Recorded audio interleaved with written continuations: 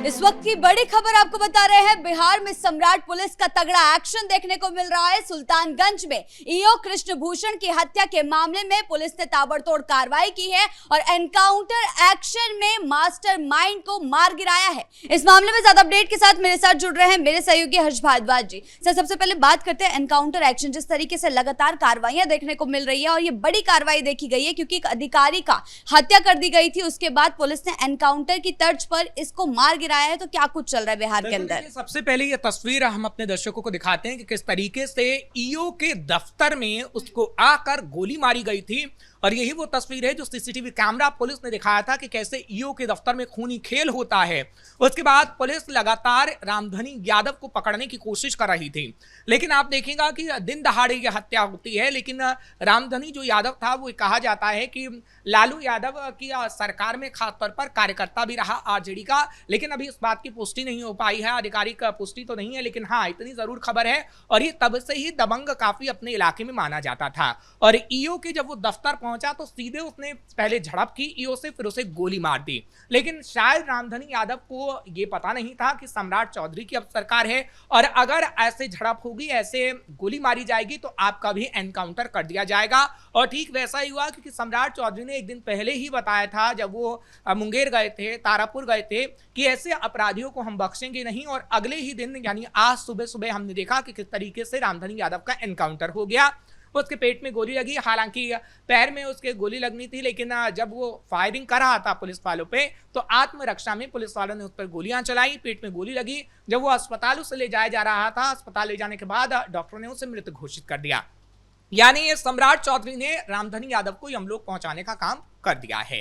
देखिए, हम पिछले दिनों से देख रहे हैं कि कई ऐसे आपराधिक तत्व हैं जो खास तौर पर बड़े अफसरों से या तो रंगदारी मांगने की कोशिश कर रहे हैं, या फिर उनका कॉलर पकड़कर घसीट रहे हैं, या फिर उनको गोली मारने का काम कर रहे हैं। लेकिन हम इस वक्त ये भी देख रहे हैं कि अब उनका किस तरीके से एनकाउंटर भी हो रहा है, क्योंकि अपराधियों में अगर खौफ नहीं होगा तो बिहार के अंदर ऐसी ही तस्वीर नजर आएगी।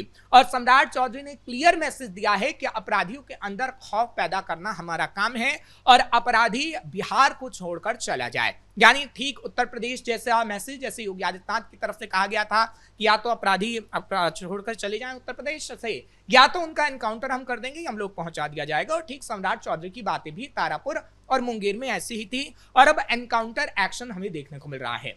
दरअसल देखिए, पिछले दिनों एक मीटिंग हुई थी, हालांकि एक मीटिंग गृह विभाग जब संभाला था सम्राट चौधरी ने तब भी हुई थी और उसमें 20 जनों की लिस्ट बनी थी कि आखिर किस किस को यमलोक पहुंचाना है और आखिर किस किस को गिरफ्तार करना है, क्योंकि 20 टॉप अपराधियों की लिस्ट बनाई गई थी। लेकिन उसके बाद जब सम्राट चौधरी सीएम बने तब हमने देखा एक और मीटिंग की गई और उसके बाद 30 टॉप अपराधियों की लिस्ट बनाई गई कि किस तरीके से उन्हें पकड़ना है और किस तरीके से उनका एनकाउंटर करना है। तो पहले जो मीटिंग की गई थी सम्राट चौधरी की, उसमें हमने देखा था कि 20 की लिस्ट बनाई गई।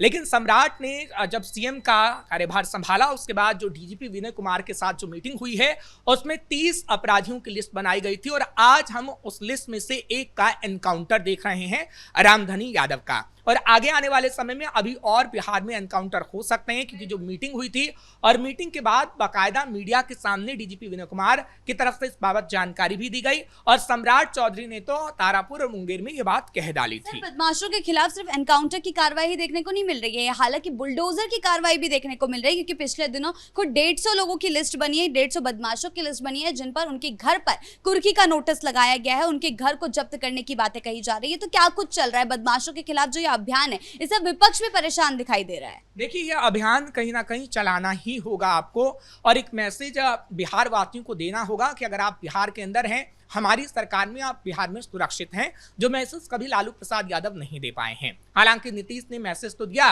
लेकिन उतना काम नहीं हो पाया और अब सम्राट चौधरी से उम्मीदें हैं कि सम्राट चौधरी के पास गृह विभाग भी है और वो सीएम भी है, तो सम्राट चौधरी बिहार में इस खूनी खेल को नहीं होने देंगे और बिहार के अंदर अपराध मुक्त वाली बात, जो चुनावी वादा था कि हम बिहार को अपराध मुक्त बनाएंगे, वो अपराध मुक्त बिहार बनता हुआ नजर आएगा। लेकिन क्या वाकई ये तस्वीर बिहार में नजर आएगी, अभी इस पर हम संशय ही कहेंगे, क्योंकि कोई भी सरकार अपराध मुक्त बिहार नहीं बना सकी है। हाँ, अपराध खुले पूरी तरीके से खत्म नहीं होता है, अपराध होते हैं लेकिन उतने नहीं होते जितने बिहार में हो रहे हैं, और इसलिए सम्राट चौधरी को एक एग्जाम्पल सेट करना ही होगा। अच्छी बात है आप मीटिंग कर रहे हैं, अच्छी बात है सीधे आप डीजीपी से मीटिंग कर रहे हैं और लिस्ट बना रहे हैं अपराधियों की, लेकिन ये अपराध पूरी तरीके से खत्म होना चाहिए, क्योंकि अभी भी हम देखते हैं कि 10 अपराध होते हैं तो 11वां अपराध अगले दिन ही हो जाता है। और तो और हम देख रहे हैं कि जो तमाम दबंग लोग हैं जो अपना वर्चस्व कायम करने की कोशिश करते हैं, कहीं ना कहीं उस पर भी आपको चोट करनी होगी।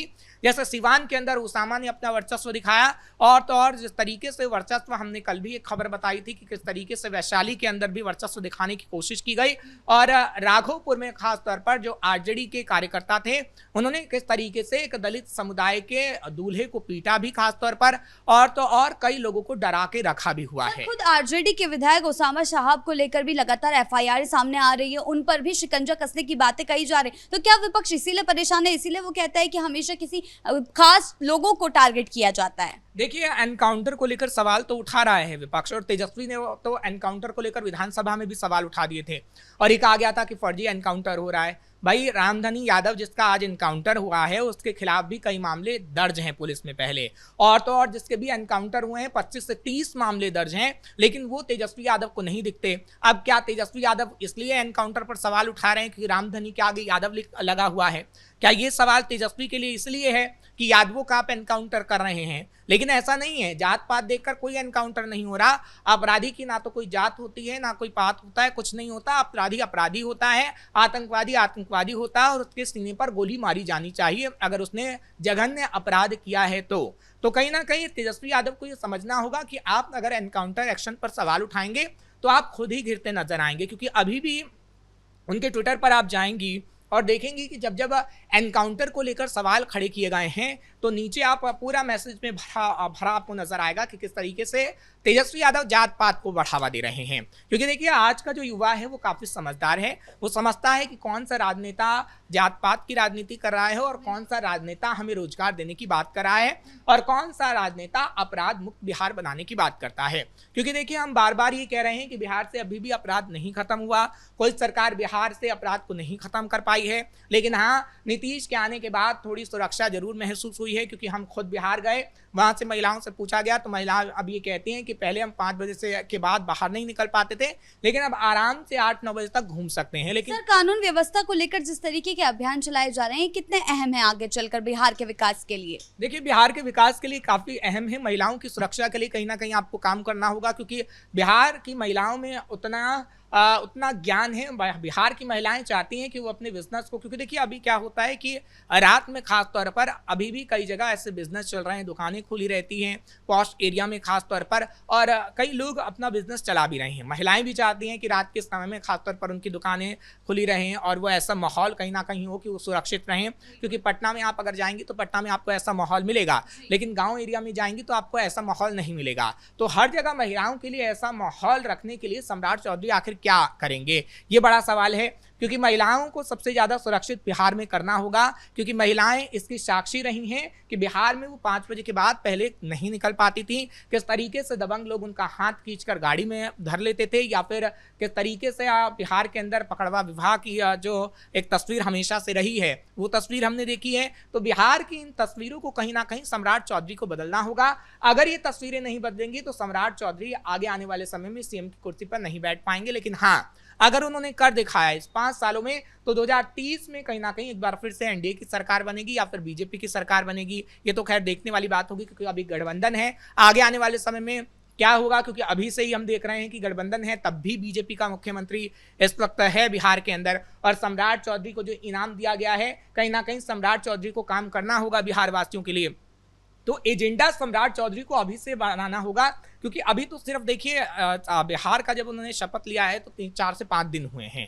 सर, जैसे ही सम्राट चौधरी ने मुख्यमंत्री पद संभाला है, लगातार ये कार्रवाइयां देखने को मिली। इससे पहले भी एनकाउंटर एक्शन देखने को मिला, बुलडोजर एक्शन देखने को मिला, उनके खुद के घर पर बुलडोजर एक्शन देखने को मिला। उसके बाद जेडीयू कार्यकर्ताओं ने, जेडीयू नेताओं ने मांग करी कि लालू यादव, मतलब सबसे पहले नेताओं पर शिकंजा कसा जाए अगर उन्होंने अवैध अतिक्रमण किया है। तो ये एक्शंस का जो दौर है, ये सम्राट के लिए कितना फायदेमंद साबित होने वाला है? फायदेमंद तभी साबित होगा जब आप एक एग्जाम्पल सेट करेंगे। और ये सही बात है कि अगर नेताओं की अवैध जमीनें हैं, अगर लालू प्रसाद यादव के लिए कहा जा रहा है कि 43 बीघा जमीन ऐसी है जो कि पूरी तरीके से अवैध है, अगर उस पर बुलडोजर चलता है तो जनता में मैसेज जाएगा कि आम लोगों पर ही सिर्फ कार्रवाई नहीं हो रही है और नेताओं पर भी कार्रवाई हो रही है। तो ऐसा एग्जाम्पल अगर सम्राट सेट करेंगे तो कहीं ना कहीं आगे आने वाले समय में उन्हें ही फायदा हो। कुल मिलाकर सम्राट पुलिस के एक्शन ने साफ कर दिया है कि राज्य में किसी भी अपराधी को संरक्षण नहीं दिया जाएगा और कानून व्यवस्था से खिलवाड़ करने वाले को बख्शा नहीं जाएगा। ब्रेकिंग न्यूज में फिलहाल मेरे साथ इतना ही। कैमरा पर्सन राजकुमार के साथ मैं शिवानी रतूड़ी, कैपिटल टीवी बिहार।